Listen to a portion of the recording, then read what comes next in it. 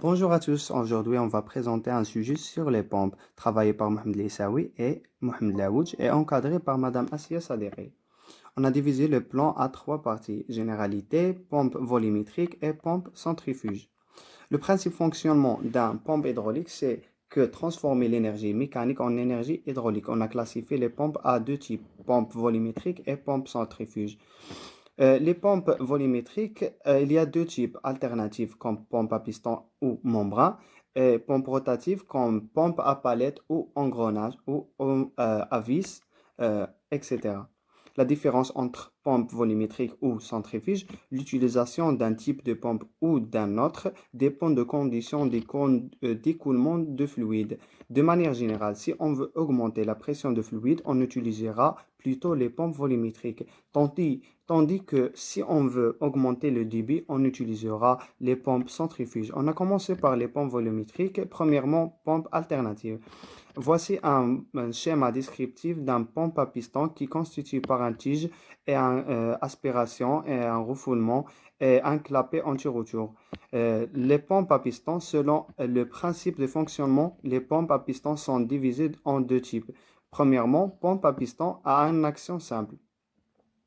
Pendant un va-et-vient du piston, le pompe aspire une seule fois et refoule une seule fois, soit S la surface du piston et L la course. Le volume V0 de liquide déplacé est V0 égal à S fois L. Si le piston effectuait N aller-retour en 1 seconde, alors le débit volumique théorique d'une pompe à piston simple est donné par la relation suivante, QV est égal à N fois S fois L.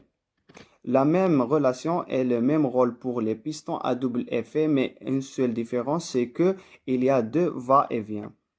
La même chose pour les pompes à piston en ligne, mais une seule différence, c'est qu'il y a un arbre à cames enfoncé successivement plusieurs pistons qui reviennent ensuite à leur position initiale au moyen des ressorts d'écoulement du fluide et régularité. Voici une vidéo descriptive de cette machine.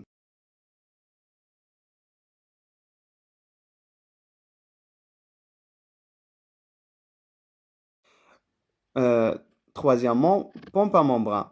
La variation du pompe V est obtenue par la déformation d'une membrane élastique faible débit pression moyenne. Exemple, pompe à essence de voiture. Et voilà les constituants de cette machine. Clapet et aspiration et refoulement, membrane et débit, volume débité, ressort de rappel, levier et cam. Cette machine est compromis entre la pompe à piston et la pompe à membrane. Le fluide n'est pas isolé du piston, mais les frottements de celui-ci sont faibles car limités au niveau de tresse et top qui assure l'étanchéité. Ces pompes sont adaptées à la production de haute pression. Voici une vidéo descriptive de cette machine aussi.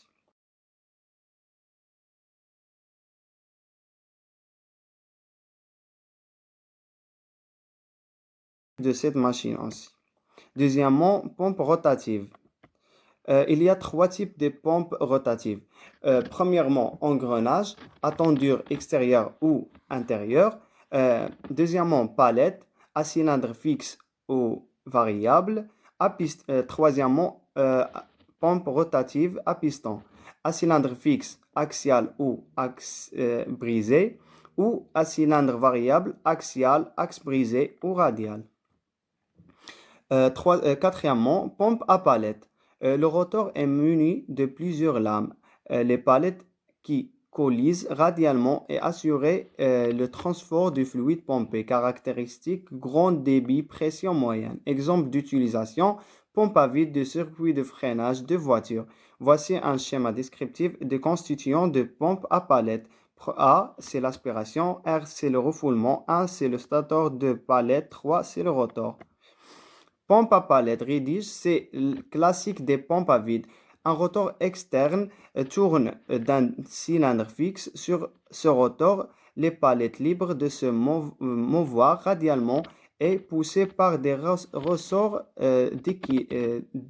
s'appliquant sur la face intérieure du cylindre fixe. Les espaces ainsi délimités variaient au cours de la rotation et créaient les dépressions nécessaires au fonctionnement d'un pompe volumétrique. Et voici un vidéo descriptif de cette machine.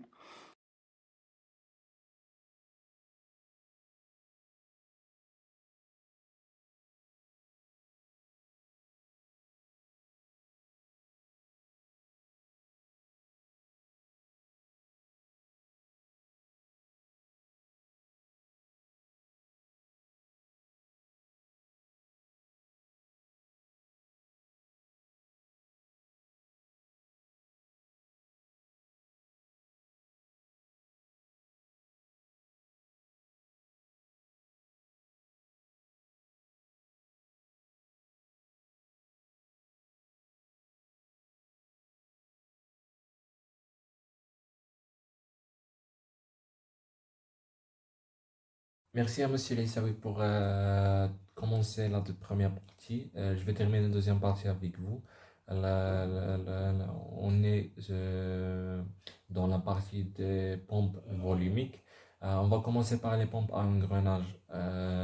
L'huile en provenance de réservoir pénètre par l'orifice d'alimentation A, remplit les creux dedans en C et ainsi véhiculé dans le sens des flèches vers l'orifice de refoulement en B par deux choses, faible débit et grande pression. Un exemple d'utilisation, pompe à huile de voiture.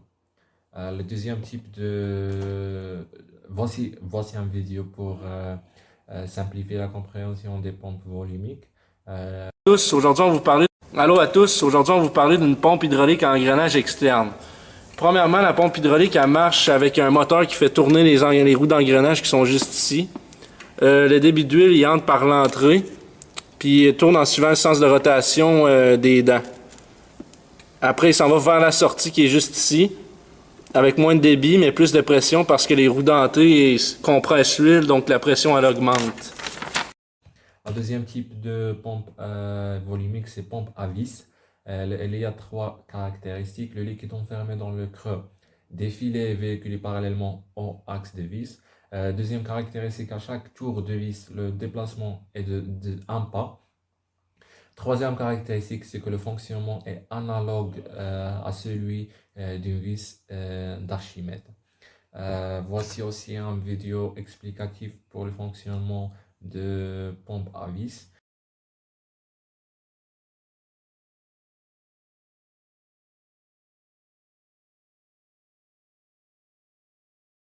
Notre type de pompe, pompe à piston action axio. Les pistons sont disposés parallèlement à l'axe de rotation principal de la pompe. La course des pistons est provoquée par l'inclinisation d'un plateau par rapport au parier contenant le piston. Si l'inclinisation est variable, alors les caractéristiques de la pompe seront variables. La pression peut atteindre jusqu'à 450 bars. Voici un schéma explicatif pour le fonctionnement d'un pompe à piston action.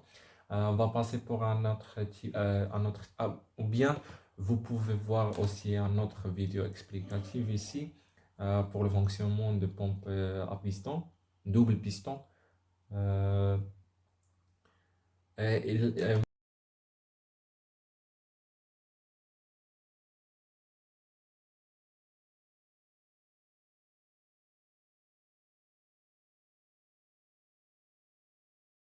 détaillé de ses caractéristiques cylindrée et trois caractéristiques, le cylindré, le débit et la puissance. Le cylindré, c'est que la cylindrée, c'est mettre à la puissance 3 par rapport au tour, et le volume refoulé par la pompe pour tout cycle, c'est tel que CY égale à C fois S fois NP fois NCY.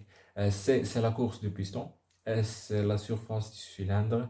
NP, c'est le nombre de pistons. NCY, c'est le nombre de cycles effectués par le piston. Deuxième caractéristique, c'est le débit volumique. Le débit volumique QV mètre à la puissance 3 par rapport à seconde et le volume refoulé par unité de temps. QV égale à CY, cylindrée mètre à la puissance 3 par rapport à tour. N, c'est la vitesse de rotation d'entraînement tours par minute. Troisième caractéristique, la puissance hydraulique théorique fournie par la pompe est PHID égale à delta P fois QV. QV, c'est le débit volumique. Delta P, c'est la différence de pression delta P par Pascal. Oui, par Pascal, tel que delta P égale à PR moins PA. PR, pression de refoulement. PA, pression d'aspiration. On a le deuxième, on a parlé que les pompes hydrauliques divisées par deux parties, la partie de pompe volumique et aussi on a la partie de pompe centrifuge. C'est ce qu'on va parler maintenant. Voici un vidéo explicatif pour la compréhension de cette pompe centrifuge.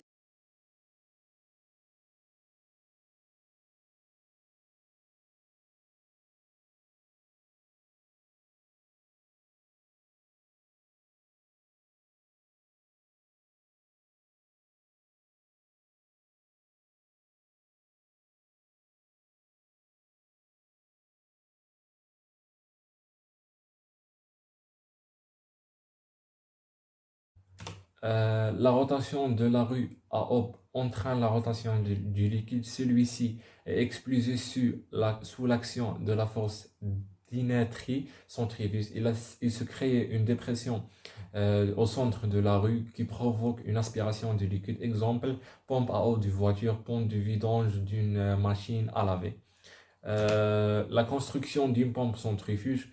Une pompe centrifuge est constituée de un roue à aube appelé impulsé, un distributeur dans l'axe de la rue, un collecteur de section croissante en forme de spirale appelé volute. Voici deux schémas qui expliquent les composants de la pompe centrifuge. Le principe de fonctionnement d'une pompe centrifuge, le principe de base des pompes centrifuges repose sur la mise en rotation du fluide à pomper en le faisant circuler dans une rue tournant à une vitesse plus ou moins élevée en tours par minute. Le fluide est admis du centre de la rue Louis avec une pression dite pression, l'aspiration, où il est reprise par les aubes de la rue lors de sa mise en rotation et de son déplacement vers la périphérie de la roue, sa vitesse et son énergie cinétique augmentent. Voilà les symboles de la pompe centrifuge qu'on peut trouver dans les différents schémas. Les caractéristiques d'une pompe centrifuge sont les suivants. La HMT, la hauteur manométrique totale. La NSPH, la net positive section head, et le rendement. Oui, c'est ça les trois caractéristiques d'une pompe centrifuge. Le couplage des pompes, couplage en série, il convient bien pour un réseau. Pour les couplages de pompes, il y en a deux types de couplage, le couplage en série et le couplage en parallèle.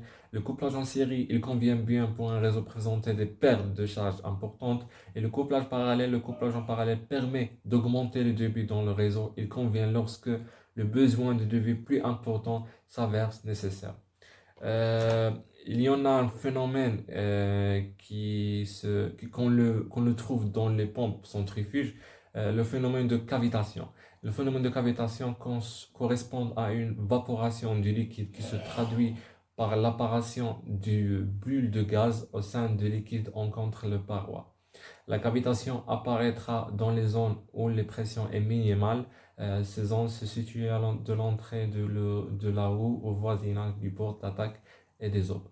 La cavitation entraîne des effets comme une baisse de performance de la pompe, une érosion des pièces métalliques, de fortes vibrations préjudicables à la longévité de la pompe et un bruit anormal des pompes.